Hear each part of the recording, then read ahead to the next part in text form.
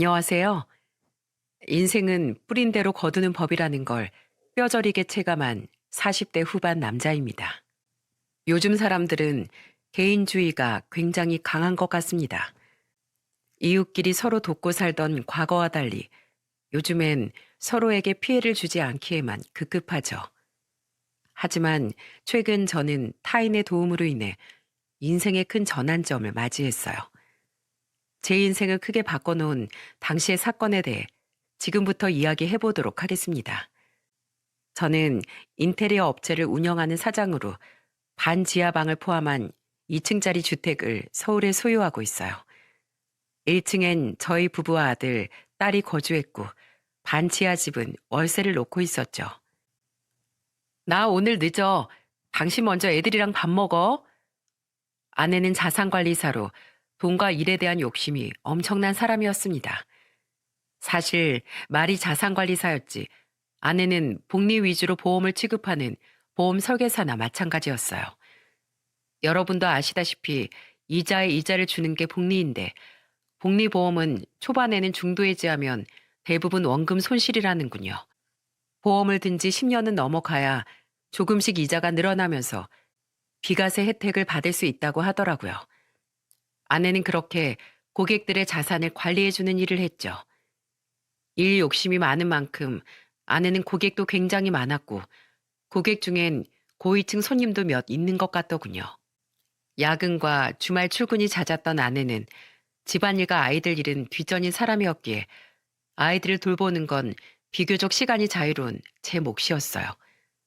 그렇게 아이들 또한 엄마보단 저를 찾는 일이 훨씬 많았습니다. 제 나이 44이었을 때 60대 중반의 아주머니께서 저희 반 지하에 새로 이사를 오셨어요. 아주머니는 조용하고 말수가 적은 분이셨습니다. 아주머니는 마주칠 때마다 목례만 하고 저를 지나치셨기에 아주머니와 대화를 나눌 기회가 별로 없었죠. 그러다 아주머니가 이사 온 지 반년쯤 지났을 때 아주머니는 2달이나 월세를 밀리셨습니다. 제가 건물 청소 일을 하는데 일을 하다가 계단에서 넘어져서 허리를 다쳤어요. 수술받고 집에서 지금 쉬고 있어서 제가 일을 못 나가고 있습니다. 게다가 지병까지 악화돼서 다른 병원도 다니고 있고요. 제가 허리만 나으면 빨리 일해서 밀린 월세 전부 낼 테니 조금만 기다려 주시면 안 될까요, 사장님? 월세는 천천히 내셔도 되니까 무리하지 말고 푹 쉬세요. 제대로 회복 안 하고 다시 무리하시면 나중에 정말 큰일 나요. 고맙습니다, 사장님. 아주머니가 안쓰럽기도 했고 무엇보다 아주머니를 보면 2년 전 돌아가신 저희 어머니가 생각나 저는 아주머니의 사정을 배려해드렸어요. 그런데 석 달째 월세가 밀렸을 때 저희 집에선 큰 소란이 일어나고 말았습니다. 퇴근하고 집에 돌아와 보니 웬일로 일찍 퇴근한 아내가 아주머니의 집 앞에서 고래고래 소리를 지르고 있더군요. 아줌마, 이게 무슨 알강도 같은 심보예요? 당장 밀린 월세를 전부 내든가 아니면 방을 빼든가 하세요. 이게 벌써 몇 달째예요? 네? 죄송합니다, 사모님. 제가 허리를 다쳐서 아직 일을 못 나가서요. 아휴, 몸뚱이가 늙어서 뼈가 잘 아물질 않네요. 그거야 아줌마 사정이죠. 우리 뭐 땅 파서 장사하는 줄 알아요? 월세 안 낼 거면 당장 방 빼세요. 우리도 손해가 이만저만이 아니라고요. 아내에게 아주머니의 사정에 대해 잘 설명했건만 돈 문제라면 눈이 뒤집어졌던 아내는 끝내 아주머니를 찾아간 모양이더라고요. 아주머니는 허리를 부여잡은 채 고개를 푹 숙이고 서 있었죠. 저는 얼른 그들에게 달려가 아내에게 화를 냈습니다. 당신, 아무리 화가 나도 그렇지 어른한테 이게 무슨 무례한 짓이야? 지금 당장 그 월세 안 받는다고 우리가 뭐 굶어 죽기라도 해? 당신 이럴까 봐 내가 먼저 충분히 잘 설명해 줬잖아. 안 받는다는 것도 아니고 아주머니 사정 나아지면 그때 받자고. 당신이 이렇게 무르게 나오니까 내가 나선 거야. 이 집이 아무리 당신 명의여도 아내인 나도 충분히 간섭할 권리 있어. 당신이 무슨 자선사업가야? 난 당신처럼 착한 사람이 아니라서 손해보는 건 딱 질색이야. 불쌍한 건 불쌍한 거고 받을 건 제때 받아야지. 아줌마, 다음 주까지 밀린 월세 다 안 내면 나 방 내놓을 거예요. 그리고 그동안 밀린 월세는 보증금에서 다 제하고 줄 거예요. 알아들었어요? 아내는 발을 쿵쾅대며 집으로 들어가 버렸습니다. 저는 한숨을 쉬며 아주머니에게 사과를 했어요. 아닙니다, 사장님. 오히려 저 때문에 난처하게 만들어드려서 죄송합니다. 아무래도 전 이 집에서 나가야 할 것 같네요. 아니에요. 그러지 마세요. 그 몸으로 어떻게 이사를 한다고 하세요. 눈물을 글썽이는 아주머니의 모습을 보니 마음이 편치 않더군요. 다음날 저는 아주머니의 이름으로 제 통장에 밀린 월세를 입금했습니다. 그리고 아내에게 아주머니가 월세를 냈다고 말하며 이체 내역을 확인시켜줬어요. 왜 이렇게까지 하는 거냐고 물으신다면 저는 아내의 성격을 알고 있기에 이 일로 아내와 더 이상 다투고 싶지 않았거든요. 게다가 저 또한 굉장히 가난했던 어린 시절이 있었기에 힘들게 살고 있는 아주머니의 사정이 남일처럼 느껴지지 않았죠. 다음 날 저는 아주머니를 찾아가 제가 대신 월세를 해결했으니 그 돈은 갚지 않아도 된다고 말씀드렸습니다. 아주머니는 당혹스럽고 미안한 표정으로 제게 물으시더군요. 아니, 대체 왜 제게 그렇게까지 해주시는 거예요? 저야 너무 감사하지만 제가 너무 염치 없고 죄송해서. 사실 저도 어릴 적에 무척 힘들게 살았거든요. 저희 식구는 부모님과 저, 그리고 남동생과 여동생 이렇게 5식구였는데 워낙에 가난해서 제가 고등학교 들어갈 때까지 딱 이만한 단칸방에서 온 식구가 살았어요. 그때 집주인분이 저희를 굉장히 많이 배려해주고 도와주셨어요. 그분 아니었으면 저희 가족은 진즉에 길바닥에 나앉았을지도 몰라요. 그래서 아주머니 일이 남일 같지 않더라고요. 게다가 아버지까지 제 나이 20살에 돌아가시는 바람에 어머니가 굉장히 고생을 많이 하셨는데 이제 겨우 좀 먹고 살만해져서 효도하고 살려 했더니 2년 전에 그만 암으로 어머니가 돌아가시고 말았어요. 아주머니를 보면 평생 힘들게만 살다 돌아가신 저희 어머니 생각이 많이 나더라고요. 그래서 제가 좋아서 도와드리는 거니까 너무 부담 갖지 말아주세요. 제 사연을 들은 아주머니는 제 손을 잡고 연신 고맙다며 눈물을 글썽이시더군요.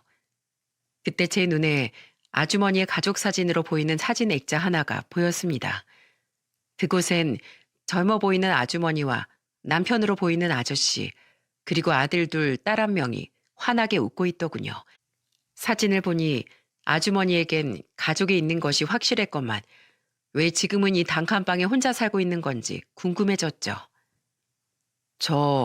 근데 아주머니, 실례가 안 된다면 왜 가족분들이랑 같이 안 사시는지 여쭤봐도 될까요? 한 번도 다른 가족분들이랑 왕래하는 걸 못 본 것 같아서요. 제 물음에 아주머니는 잠시 가족 사진을 바라보시더군요. 그리곤 이내 씁쓸한 표정으로 대답하셨죠. 뭐 대단한 사연은 없어요.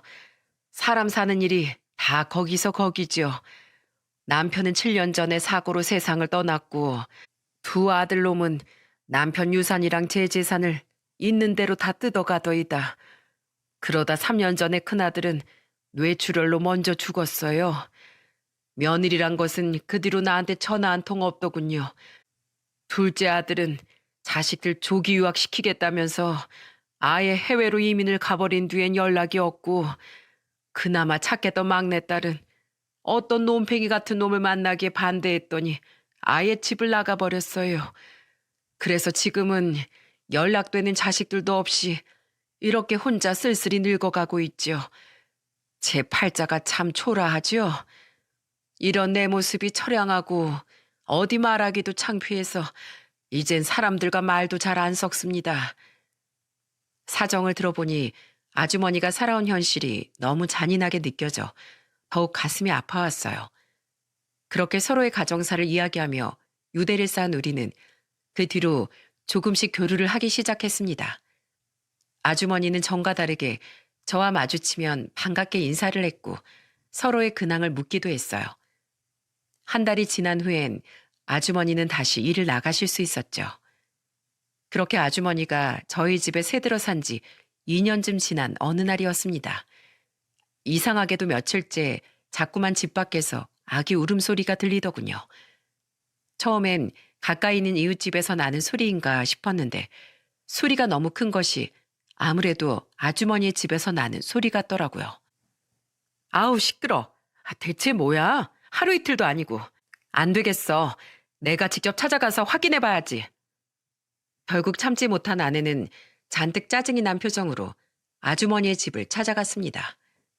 저 또한 대체 왜 아기 울음소리가 들리는지 궁금했기에 황급히 아내의 뒤를 따라갔죠. 저기요 아줌마, 좀 나와보세요. 지금 시간이 밤 12시인데 대체 왜 이렇게 시끄러워요? 집에 아기 있어요?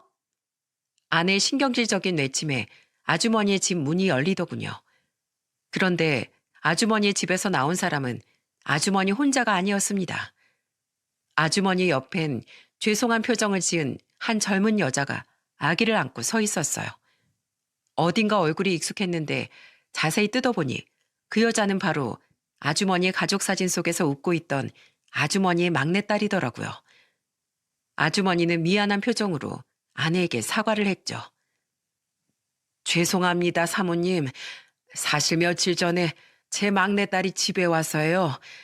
애가 갈 곳이 없어서 지금 머물 곳이 저희 집밖에 없습니다. 손주는 최대한 제가 잘 달래서 조용히 시켜볼게요. 정말 죄송합니다. 그럼 지금 따님이랑 저 아기까지 같이 이 집에서 사시겠다는 거예요? 내가 진짜 어이가 없어서. 아줌마 이 집 혼자 살기로 하고 우리랑 계약한 거 아니에요? 지금 우리 큰애가 고등학생인데 애 공부는 어쩌라고 하루 종일 빽빽 울어대는 아기를 데리고 있겠다는 거예요? 며칠 안 된 지금도 애 울음소리 때문에 머리가 지끈거려 죽겠는데 당장 내보내던가 아니면 월세를 2배로 내던가 하세요. 2배요? 아내는 삿대질까지 하며 소리를 바락바락 지르더군요. 그럴수록 아기 울음소리는 점점 더 커졌고 아주머니의 딸의 고개는 더욱 푹 숙여져만 갔어요. 보다 못한 저는 아내를 타박했습니다.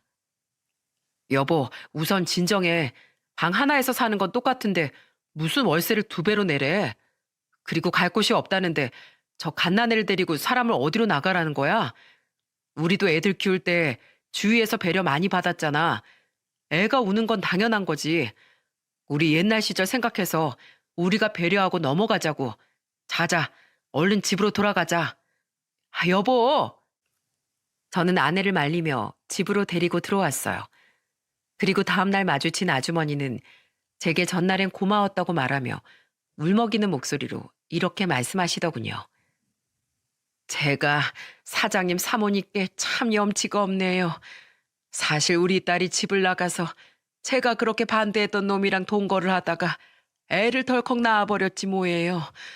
근데 그 썩을 놈이 한다던 혼인신고를 차일필 미루다가 결국 일방적으로 헤어지자고 통보하곤 우리 딸을 저 어린애랑 같이 쫓아내버렸답니다. 그래서 돈도 갈 곳도 없던 딸이 그제야 제게 연락해서 저희 집으로 오게 된 거예요. 자기 팔자 자기가 아주 베베 꼰 건 사실이지만 부모가 돼서 어떻게 오갈 데 없는 미혼모로 나타난 딸을 내칠 수 있겠습니까? 더 넓은 집으로 가고 싶어도 당장 이 집 월세 내기도 빠듯한데 가긴 어딜 갑니까? 사정을 봐주셔서 정말로 감사합니다, 사장님. 어떻게 이 아주머니에겐 이런 딱한 사정만 생기는 건지 참 세상이 불공평하다는 생각이 들더군요. 2년간 많이 정든 아주머니에게 측은지심을 가지고 있던 전 어떻게든 아주머니를 돕고 싶어서 그 집에 기저귀나 분유 등 아기 용품들을 아내 몰래 사다 주기 시작했습니다. 감사합니다, 아저씨. 제가 이 은혜는 나중에 어떻게 해서든 꼭 갚을게요. 아주머니 말처럼 저와 17살 차이가 나던 아주머니의 딸은 참 순하고 착했습니다. 너무 순해 빠져서 그런 못된 놈에게 홀라당 넘어간 건가 싶을 정도로 말이죠. 아주머니의 딸은 새벽에 나가 점심에 일을 끝내고 집에 돌아오던 아주머니에게 아들을 맡기고 오후에 아르바이트를 나간다고 하더군요. 아주머니의 딸은 저를 마주칠 때마다 돈을 많이 벌면 꼭 신세를 갖겠다는 말을 연신 반복하더라고요. 그렇게 아주머니의 딸이 아주머니 집에 온 지 몇 달이 지났을 때 아주머니가 또다시 월세를 한 번 밀린 적이 있었습니다. 아니나 다를까 월세가 들어오는 제 통장을 가지고 있던 아내는 득달같이 아주머니의 집에 달려가 또다시 소란을 피우더군요. 아주머니는 외출했는지 집에는 아주머니의 딸과 아기 단 둘만 있는 상태였어요. 지금 내 남편이 좀 잘해준다고 그거 믿고 배째라식으로 나오는 거예요? 그렇게 사정을 봐줬으면 월세라도 제때제때 내야지. 또 월세를 밀려요? 죄송해요, 사모님. 저희 아기가 이번에 많이 아파서 계속 병원에 데리고 다니느라 제가 알바를 못 나갔어요.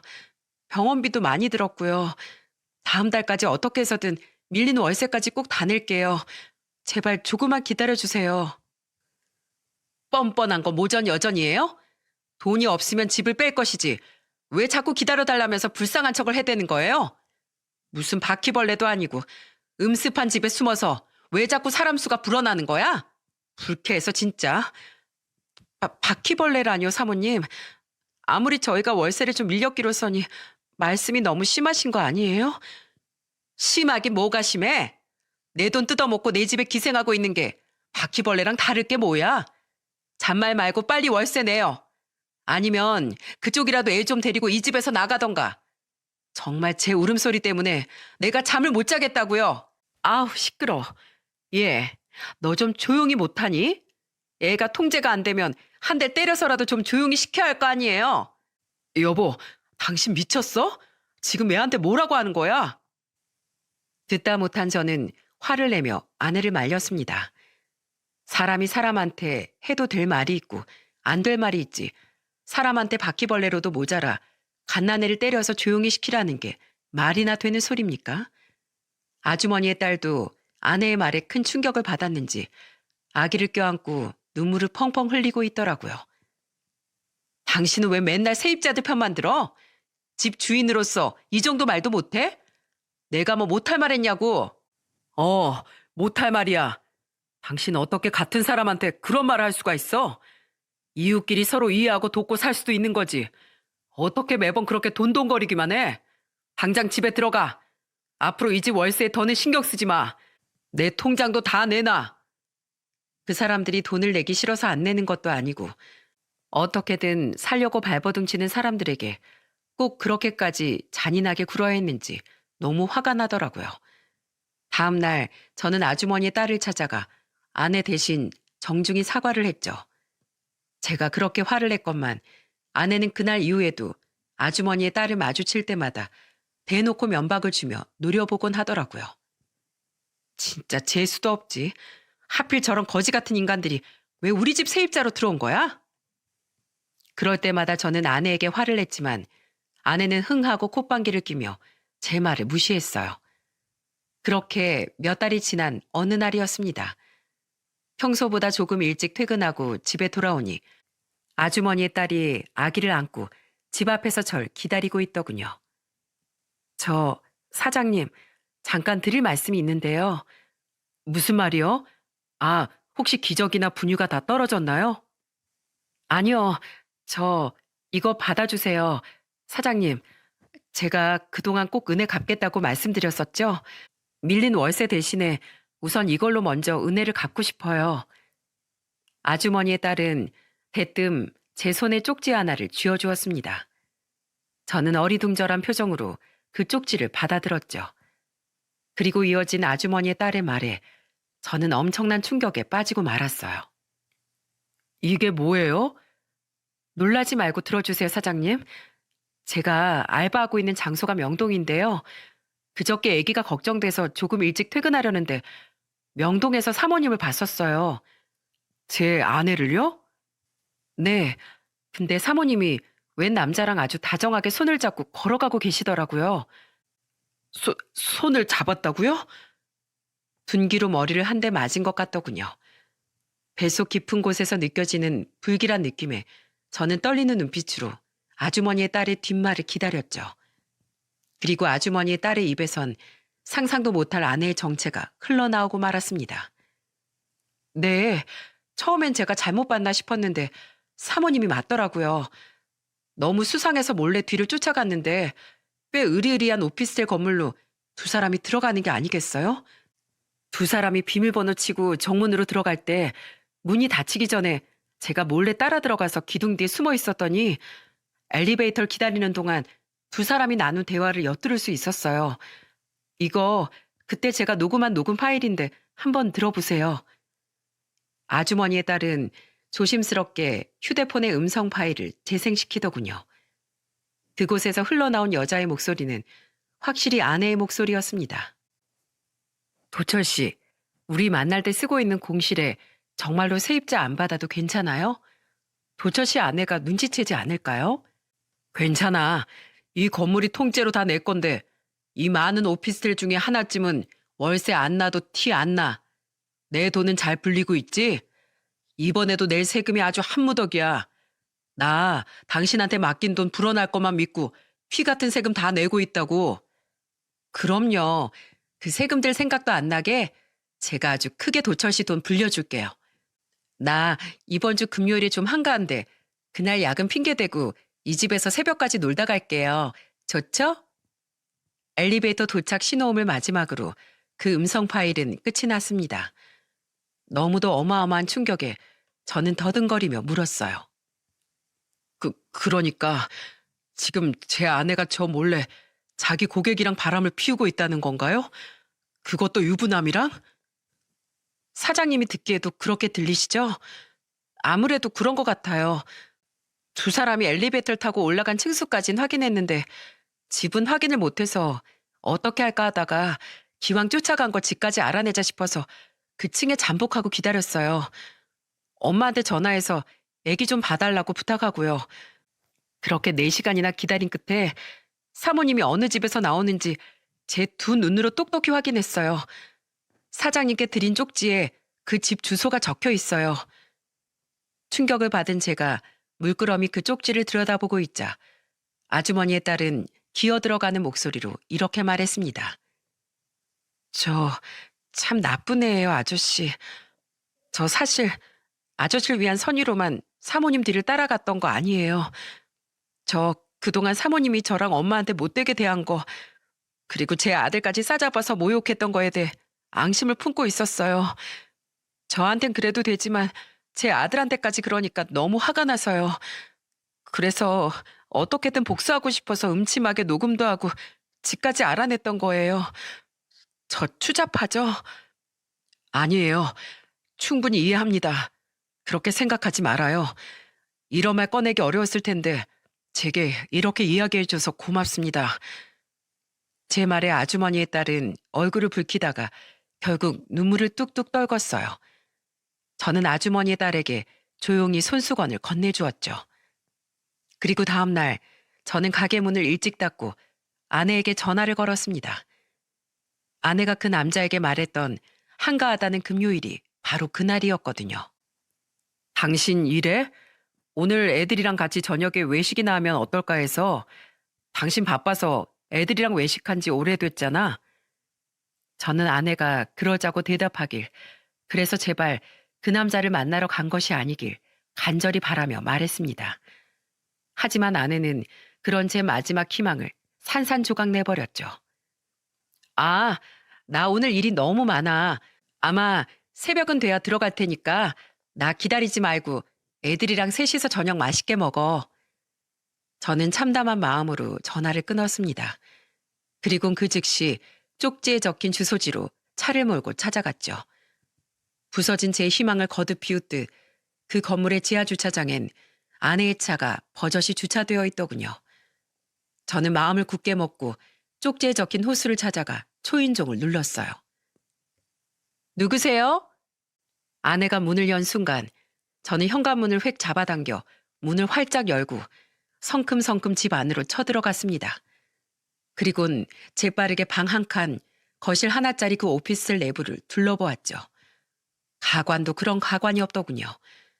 거실엔 아내와 그놈의 사진이 대문짝만하게 걸려 있었고 집안은 온통 신혼집처럼 아기자기하게 꾸며져 있었어요.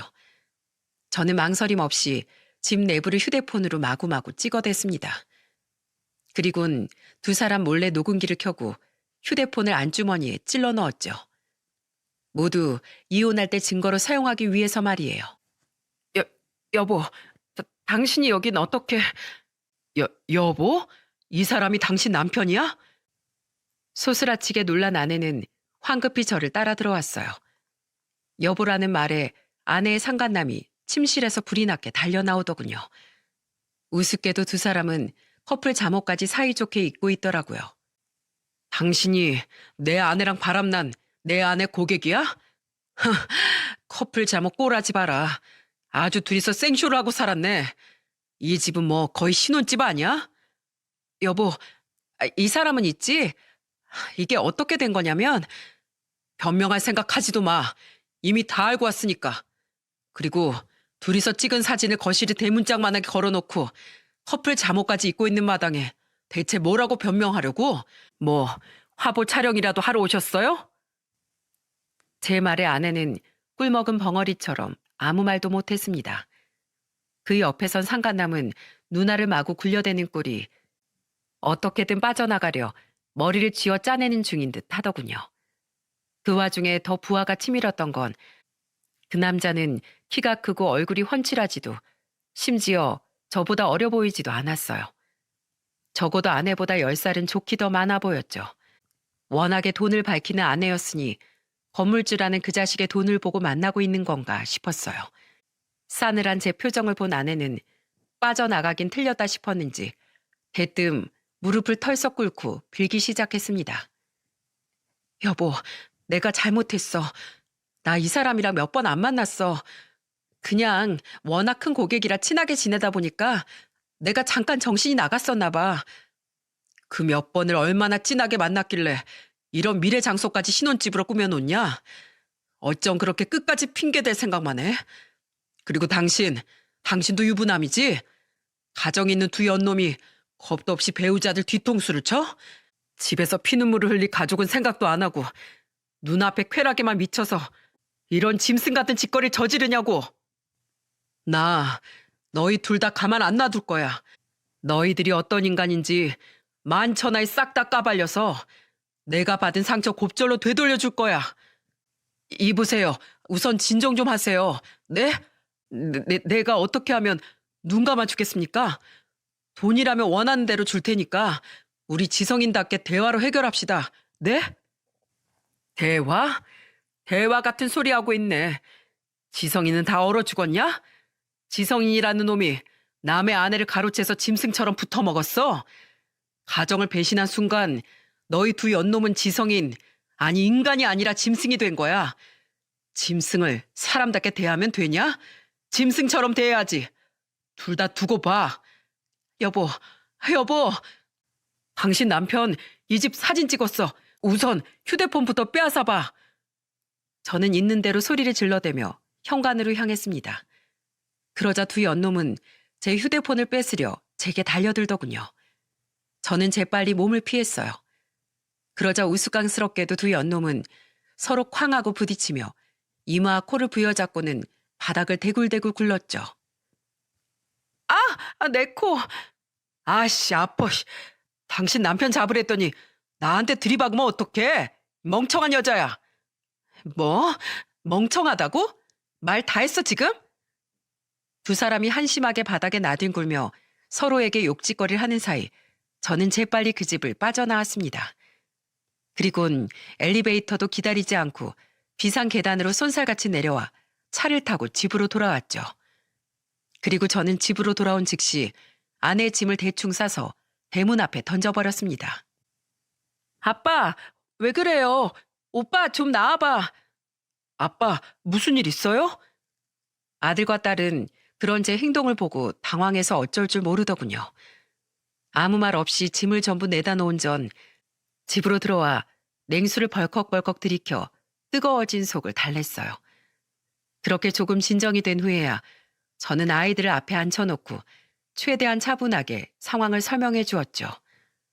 어차피 시간을 끌고 숨겨봤자 16, 18살로 알 건 다 아는 두 아이를 납득시키지 못할 거라고 생각했거든요.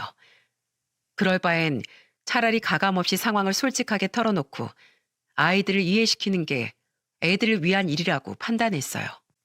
아이들은 굉장히 놀란 것 같았지만 이내 인상을 쓰며 이러더군요.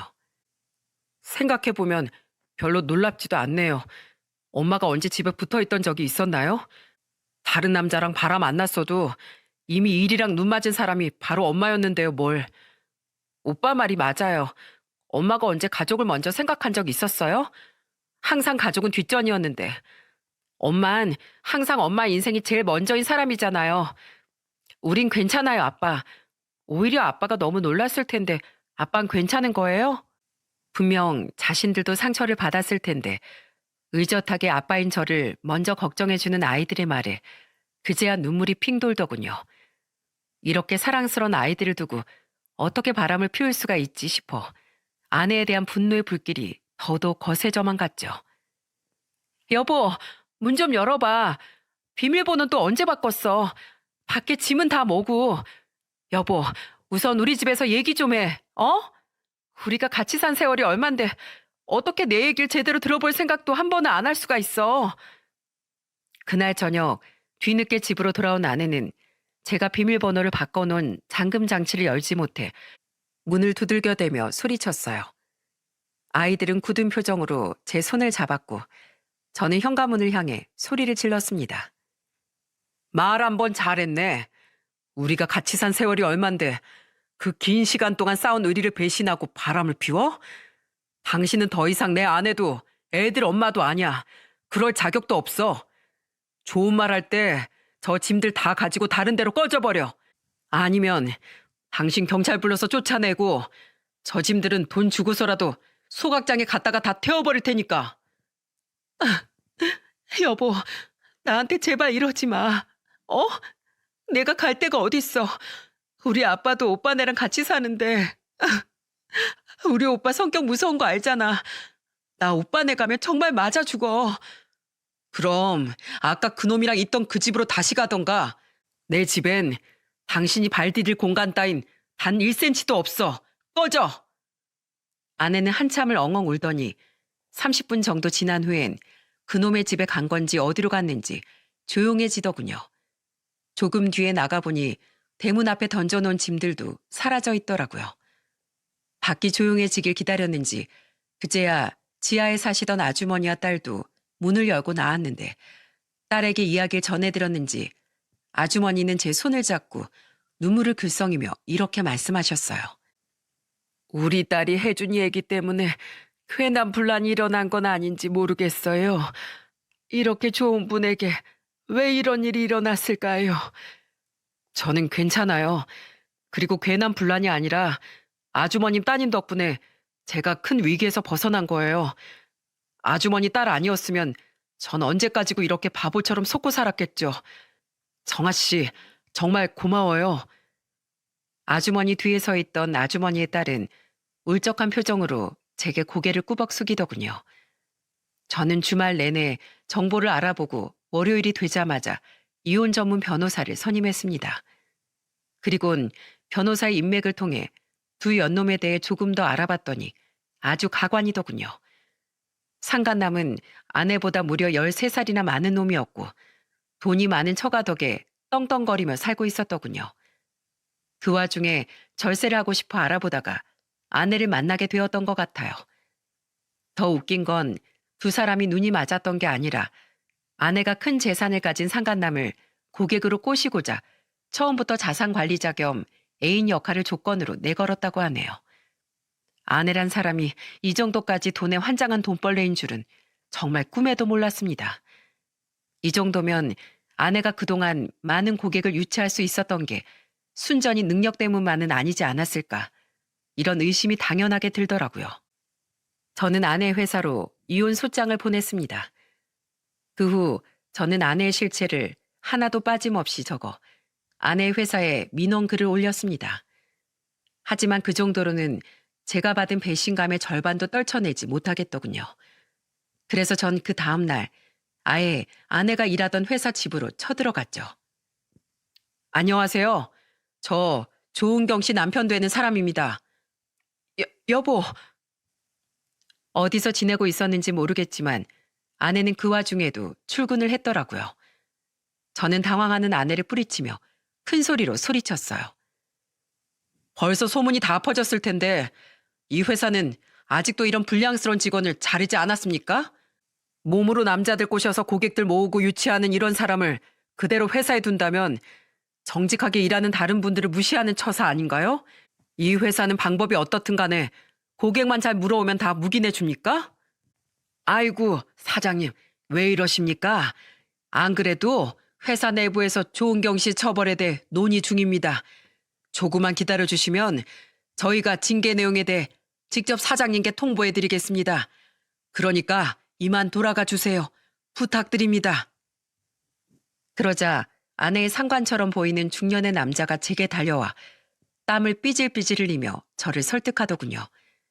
이만하면 됐다 싶어 저는 그 남자에게 제 연락처를 남기고는 아내를 위아래로 훑어본 뒤 유유히 그 회사를 빠져나왔죠. 아내는 분하고 창피했는지 시뻘개진 눈으로 눈물을 뚝뚝 흘리고 있었어요. 그리고 전 그 남자의 건물 바로 앞에 아주 커다란 현수막을 걸었습니다. 자식이 둘이나 있는 남의 아내와 붙어먹은 건물주를 고발합니다. 이 건물은 불륜남녀의 미래 장소로 사용된 더러운 장소입니다. 현수막을 본 상간남은 보자마자 가위를 들고 나와 갈기갈기 잘라버리더군요. 하지만 제가 누굽니까? 바로 인테리어 업체 사장이 아닌가요? 그깟 현수막 몇 장 더 만드는 건 일도 아니었죠. 저는 매일같이 현수막을 새로 가져가 걸었습니다. 찢어져 있으면 다시 걸고 글씨가 담뱃불로 지져져 있으면 또 새로 바꿔 걸었죠. 당신 진짜 명예훼손으로 고소당하고 싶어? 해! 애초에 그깟 고소가 무서웠으면 이딴 일 시작하지도 않았어, 이 더러운 놈아. 자기 돈도 아니고 자기 처가 돈으로 떵떵거리며 사는 놈이 그 돈으로 바람을 피우고 싶었냐? 남자 망신은 너 같은 놈이 다 시키는 거야. 저는 정말로 고소가 털끝만큼도 무섭지 않았습니다.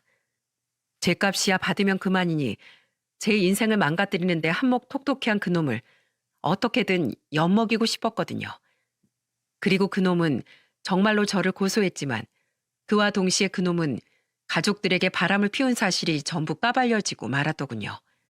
그놈의 아내라는 사람이 자신의 이혼 소송을 도와달라며 제게 연락을 해왔기에 알게 된 사실이었죠. 저는 명예훼손과 현수막 불법 설치로 벌금을 물게 되었습니다. 이미 목적을 달성했던 전 아주 가뿐한 마음으로 벌금을 냈습니다.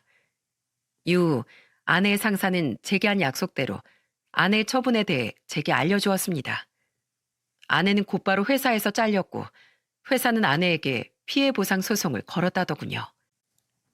조은경 씨 다른 고객들이 조은경 씨 실체를 다 알게 되면서 전부 계약 해지를 요구했어요. 회사 입장에선 이미지 실추에다 큰 손해까지 입었으니 당연히 조은경 씨한테 배상액을 요구할 수밖에요. 게다가 조은경 씨 그동안 한 보험 계약에 대한 판매 수당들도 모조리 다 토해내야 해요. 보험 환수죠. 환수 금액에 손해배상 금액까지 다하면 아마 물어낼 금액이 어마어마할 겁니다. 그렇게 돈 좋아하는 돈벌레가 막대한 금액을 물어내야 한다니 참으로 통쾌한 소식이 아닐 수 없었습니다. 그 와중에 이혼 소송은 계속 진행 중이었는데 저는 상관남과 아내에게 모두 따로 위자료 소송을 걸었어요. 그렇게 한창 소송들이 진행되던 와중에 아내에게서 전화가 한 통 걸려오더군요. 이혼에 관한 이야기인가 싶어 저는 전화를 받았는데 저는 그 통화에서 예상치 못한 통쾌함을 느끼게 되었습니다. 여보, 제발 위자료 소송이라도 좀 취소해줘. 나 사실 그동안 고객들 돈 조금씩 따로 뺏어 썼단 말이야. 어차피 나중에 불려주면 되니까 그 돈으로 사고 싶던 명품도 사고 고객들 선물도 샀는데 지금 그 돈들부터 다 메꿔야 되게 생겼어. 거기다가 그놈 아내한테 줄 위자료랑 보험 환수에 회사 피해 보상까지 해줘야 돼서 지금 대출을 다 땡겼어도 돈이 모자라. 그러니까 제발 위자료라도 좀 봐주라. 어? 나 이러다 진짜 길바닥에 나앉게 생겼어. 나랑 만났던 그놈도 나 때문에 자기 인생 망쳤다고 나 차버려서 그놈한테도 돈을 못 빌려. 나 지금 원룸에서 겨우 생활하고 있는데 이러다가 진짜 보증금 다 빼고 고시원이라도 들어가야 할 판이란 말이야. 돈이 없으면 고시원이든 길바닥이든 가야지. 뭐가 문제야? 당신이 항상 아주머니랑 아주머니 딸한테 그랬잖아. 돈 없는 건 당신들 사정이라고. 돈 없으면 주제에 맞게 살아야 된다는 건 당신 철칙이었잖아. 안 그래? 당신이 저지른 일은 당신이 알아서 해결하고 난 내가 받을 거 다 챙길 거야. 당신이 그랬잖아. 손해보고 사는 거 아니라고. 알아서 잘 해봐 어디. 저는 그대로 전화를 뚝 끊어버렸습니다. 평소에 그렇게 돈 없는 사람들을 무시하고 갑질하더니 사람 일은 나중에 어떻게 될지 아무도 모르는 거라고 생각했죠. 그렇게 긴 이혼 소송 끝에 저는 유리한 재산 분할을 받고 이혼할 수 있었습니다. 그리고 아내와 상간남에게 위자료도 실컷 뜯어낼 수 있었어요. 그 뒤 얼마 지나지 않아 상간남의 아내가 제게 상간남의 최후도 이야기해 주더군요. 상간남은 자기 아내에게 이혼당하고 처가에서 지원받은 모든 걸 빼앗기고 전에 비하면 턱없이 적은 재산만 수중에 남길 수 있었다고 하네요. 아주 쌤통이었죠. 그리고 저는 감사의 의미로 아주머니와 아주머니의 딸에게 무상으로 2년의 월세 계약을 연장해 주었고 따로 두둑이 살해도 했습니다. 정아 씨 아니었으면 제가 그런 추악한 인간의 아내랍시고 데리고 살고 있는 줄 까맣게 모를 뻔했네요. 다시 한번 정말 감사드려요. 적지 않은 액수에 놀란 두 사람은 이러려고 은혜를 갚은 게 아니라며 살해금을 거절하더군요. 저는 그런 두 사람에게 제 인생을 구제해준 값을 적게 치를 수 없다며 단호하게 말하곤 끝까지 돈을 건넸죠. 저희 아이들은 아내의 실체를 안 후 아예 아내를 손절해버렸습니다. 어차피 오빠도 나도 엄마랑 붙어있던 적이 별로 없어서 엄마에 대해 별 미련 없어요. 우린 그저 아빠가 행복하기만 하면 돼요. 그런 아이들의 말에 제가 좋은 남편은 아니었을지언정 좋은 아빠이긴 했었구나 하는 생각에 마음이 뭉클해지더라고요. 엄마에 대해 심드렁했던 아이들과 달리 전 아내는 모든 걸 다 잃은 이제 와서야 자식들 생각이 났나 보더군요. 이혼한 지 몇 달이 지난 얼마 전 아내는 제가 전화를 받지 않자 제게 이렇게 문자를 보냈더라고요. 여보, 당신도 애들도 내 전화는 통 받질 않네. 애들이 나 안 보고 싶대? 난 애들 너무 보고 싶은데 지금 사는 고시원엔 창문도 없어서 하루 종일 너무 우울한 생각만 들어. 애들이라도 보면 숨이 좀 트일 것 같아. 제발 한 번만 애들 좀 보여주라. 애들에게 한창 엄마가 필요했던 시기엔 그렇게 밖으로만 나돌더니 이제 와서 저렇게 후회해봤자 무슨 소용이랍니까? 그냥 문자를 무시할까 하다가 괜히 헛된 희망 때문에 전 아내가 계속 제게 연락을 할까봐 저는 간결하게 답장을 보내고 아예 전 아내의 연락처를 차단해버렸어요. 난 당신이 애들 봐도 상관없어. 근데 애들이 당신 얼굴 보기 싫대. 이제 알겠어? 당신은 그놈이랑 바람을 피웠던 그 순간 우리 가족 모두를 잃은 거야. 당신은 더 이상 애들에게 엄마로서의 가치가 없는 인간이니까 평생 땅을 치고 후회하며 살길 바래. 당신 연락처는 이만 차단할게. 그게 전 아내와의 마지막이었습니다. 전 아내의 오빠인 형님은 편찮으신 전 장인어른 대신 제게 전화해 마지막 사과를 하시더군요. 자신도 그딴 동생 없는 인간 취급하며 살 생각이라면서요. 그렇게 전 아내는 철저히 이기적인 삶을 살다가 결국 부모 형제도 남편과 자식도 직장과 돈마저 전부 잃어버리고 만 거예요. 지금 아내가 어떻게 사는지 저는 알지 못합니다. 저도 아이들도 더 이상 아내와 연락을 하지 않으니까요. 아마 고시원 방에서 눈물 젖은 라면이나 술을 마시며 매일 밤을 지새우고 있지 않을까 싶네요. 안타깝지만 어쩌겠습니까? 다 자업자득인 것을요. 지금 아주머니와 아주머니의 딸 그리고 아기는 더없이 편안하게 살고 있습니다. 이제 눈치 주는 아내가 없으니 저와 아이들은 아기를 포함한 세 사람을 집으로 초대해 종종 저녁 식사도 하곤 합니다. 애들은 아주머니를 할머니라고 부르며 돌아가신 저희 어머니를 대하듯 존중하고 아주머니의 딸도 이모 이모하며 잘 따르곤 합니다. 엄마를 잃어버린 제 아이들과 외로움과 싸우던 두 사람, 그리고 저와 아기까지 우리 여섯은 서로를 의지하며 힘을 내서 열심히 살아가고 있답니다. 언제까지 세 사람이 저희 집에 새들어 살지 모르겠지만 세 사람이 더 좋은 집으로 이사가는 그날까지 저는 최선을 다해 도와줄 생각입니다. 저는 그들에게 은혜를 입은 사람이자 그들의 이웃이니까요.